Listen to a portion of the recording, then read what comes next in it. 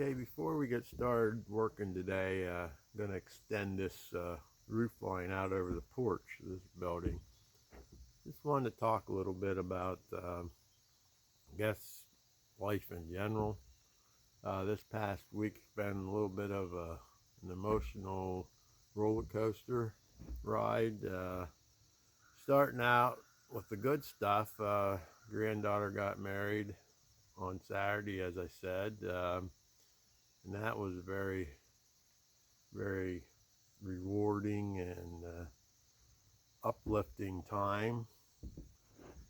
But then later on in the week, lost a good friend. He lost his battle to cancer.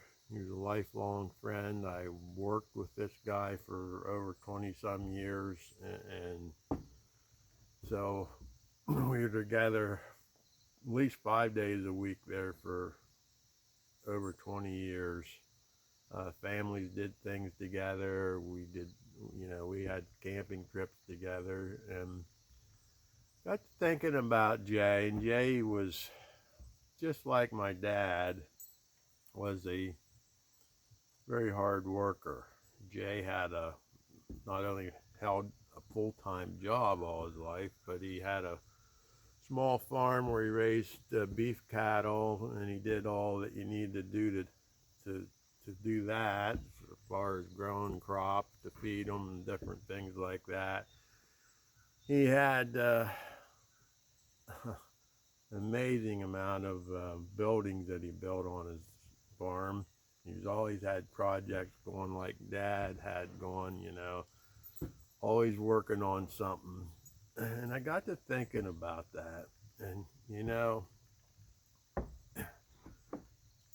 these hard-working guys of that generation, they just went out and did it, and their legacy is, of course, what they left behind. But, we're sad when they leave us. But their success, or their biggest thing, is the fact that they had a full life. Now, what do I mean by that? The fact that they left behind a list of things that they wanted to do yet, that they were working on every day, that they got up in the morning to go and accomplish something that they had planned the day or week before,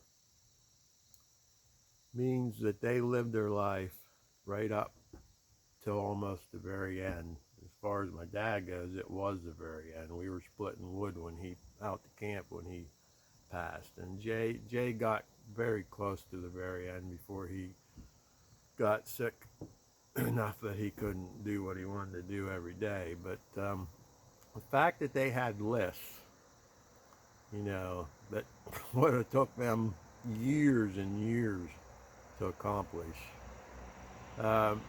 proves that they were living their life right up to their final days, with plans to do things way, way beyond the day they ended up dying.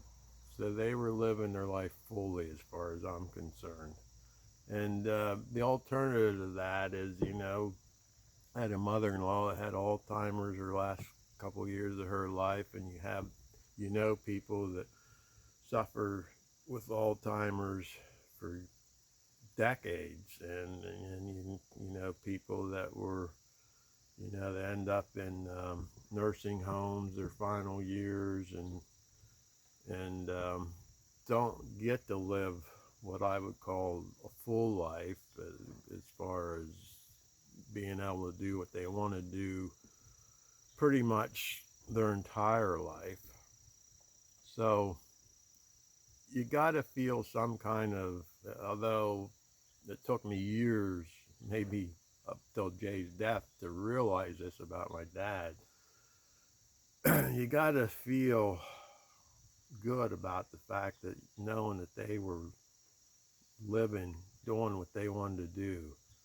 Even Jay, when he was you know, not able to get out of the house every day towards the end, at the very end, he was still telling his boy, you know, you need to make sure this gets done, or we need to get this done, you know, take care of that. So he was still living his life, living what he wanted to do and what he enjoyed to do right up to the end.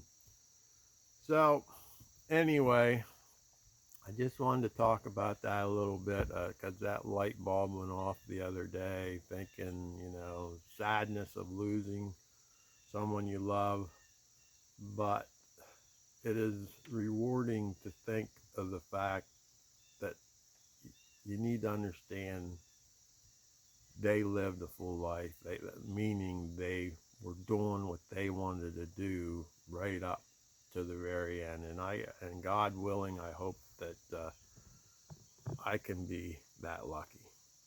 All right, catch you later.